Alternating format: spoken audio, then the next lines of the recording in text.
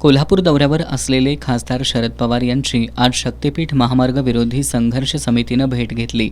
या भेटीत त्यांनी शक्तीपीठ महामार्ग रद्द करण्यात यावा अशी मागणी केली।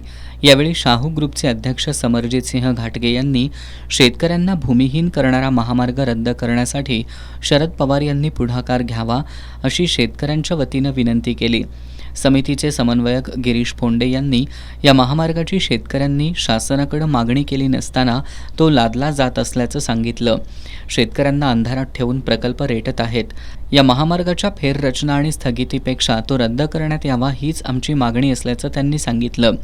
यावर बोलताना खासदार पवार यांनी शक्तीपीठ महामार्ग रद्द करण्यासाठी शेतकऱ्यांची तीव्रतेनं मागणी असून याबाबत उद्धव ठाकरे यांच्याशी चर्चा करू, त्यानंतर मुख्यमंत्र्यांची भेट घेऊन त्यांच्याशी हा महामार्ग रद्द करण्याबाबत सविस्तर चर्चा करू अशी ग्वाही खासदार शरद पवार यांनी समितीच्या शिष्टमंडळाला दिली। शक्तीपीठ महामार्गाला शेतकऱ्यांचा तीव्र विरोध आहे। हा महामार्ग रद्द करण्यासाठी शेतकरी भेटतायत, याचा मी थोडाफार अभ्यास केलाय।